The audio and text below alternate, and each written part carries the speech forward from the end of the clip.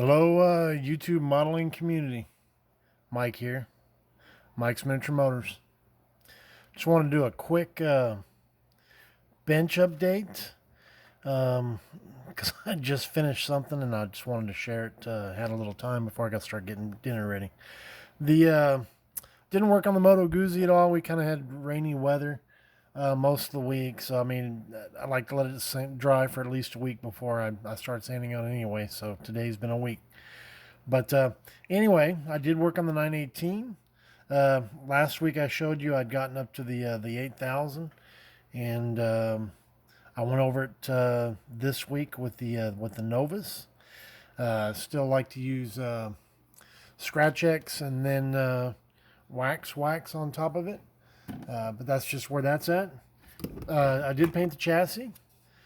I do plan on masking this off here, putting a coat of clear on it, and then I'll start putting my carbon fiber on there on this piece as well. So there's that. On the Enzo, got the rear suspension on. I think I've shown you the engine in this cradle before, but not sure. Anyway, put these pieces on. Got these on. They want you to put the brakes on here before you put this on, but I'm going to get to the brakes in just a minute. So there's that. Got the front suspension on as well.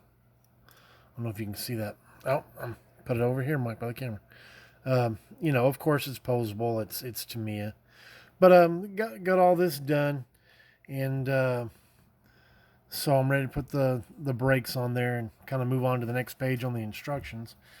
You know, last week I'd talked about the brakes, you know, and what I had done to these. Which side's the camera on? I'm not sure. Is it over here?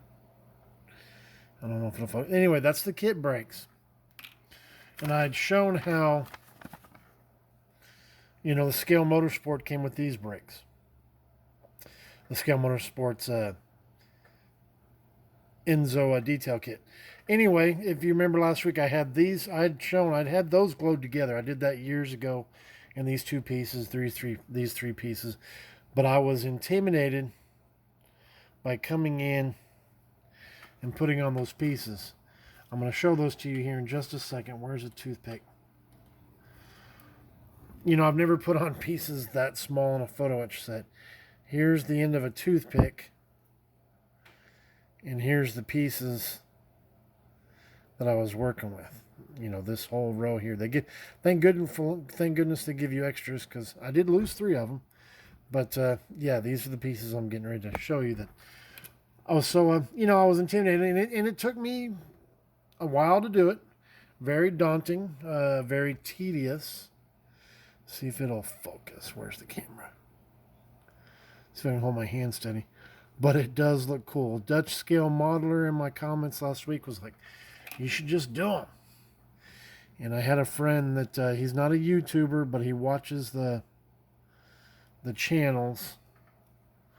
I don't know if that'll help. Get my paws off of it. Anyway, they look really cool on there. All the work paid off. Is that a better point of view? All the work paid off, and I got all 4 of them done. So that's that. I'm going to use them. You know, the neat thing about Scale Motorsports is they even put you the same, I don't think you're going to see it because of the paint, but the same pattern that Tamiya does, so it'll fit on there just right. I still have the calipers to paint, but that's easy. Just painting those black. They're already posted. Just rainy weather. You know, I like to spray paint them, but we just got rainy, drizzly weather down here in South Texas.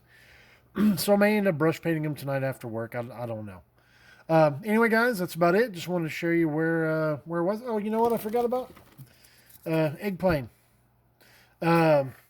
this seam up here has really been fighting me.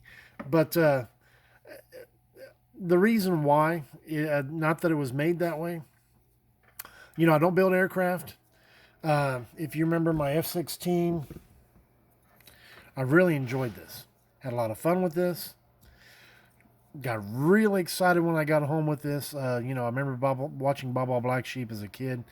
I cut the two halves off, glued them together that night.